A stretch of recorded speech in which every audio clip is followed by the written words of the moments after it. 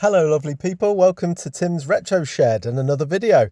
Today I'm looking at an old brand on a newer product, the Goodman's Wired Lux headphones from B&M, one of the cheapest over-ear headphones I've seen on the market recently. I've been looking to get some wired headphones for my home studio for a while because although I love my Bluetooth ones, there's often a little bit of a lag, which just isn't conducive to multi-track recording. I previously got some very cheap £6 ones, which was shocking. So when I saw these Goodman ones for £10, I thought I'd give them a go. So let's get into these and see if they're good value for a tenner.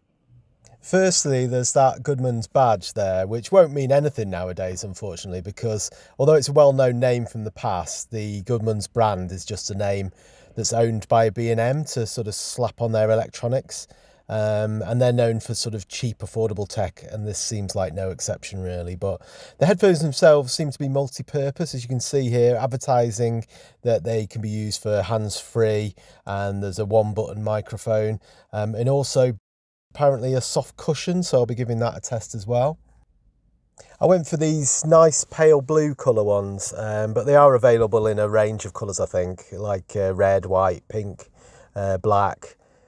So yeah, so they look pretty nice. I do like the colour of these. And it carries on the back here, sort of reiterating their use for online meetings and other uses, as well as listening to music on. So let's get into the box and see if this is as good a deal as it sounds, shall we?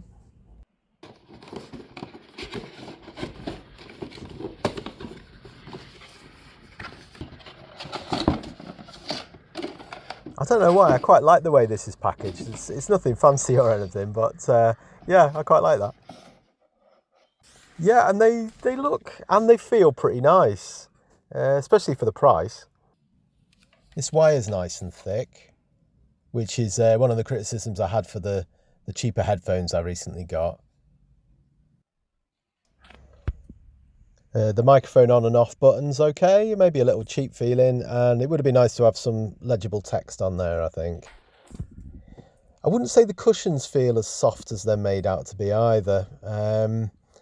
Again, they're fine. There's nothing wrong with them, but they don't kind of scream comfort to me.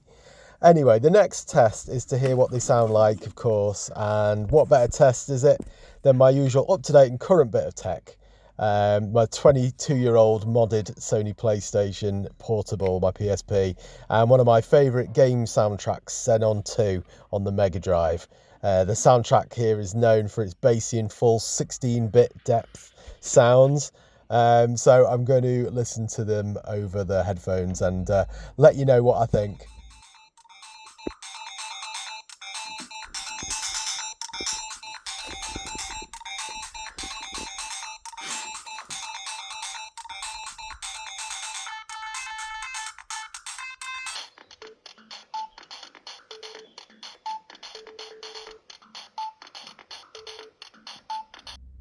And yeah, I can't say I'm overly wowed on first listen.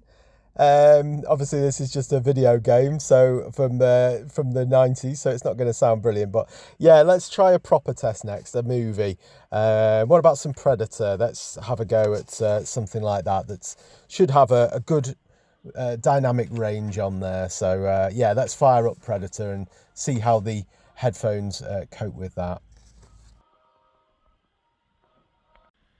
And I'm going to try and play you a little bit of what I'm hearing, but bear in mind this is really a completely pointless exercise, this.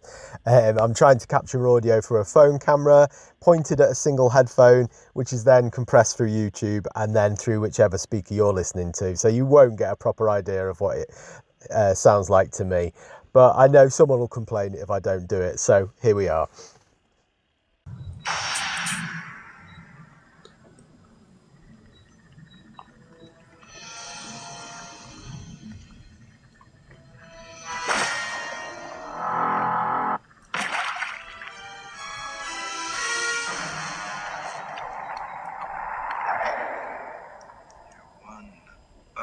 Mother trucker, dude!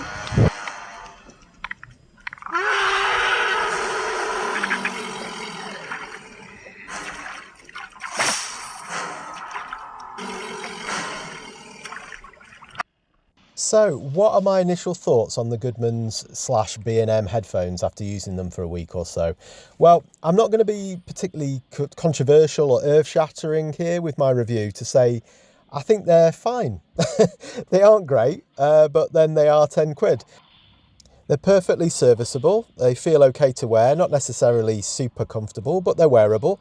The dynamic range is decent, with bass and treble well represented, but again, nothing that's going to impress you. I think if you're in the market for some cheap and easy to use headphones that won't do anything exciting but will do the job, then I think these are a good deal.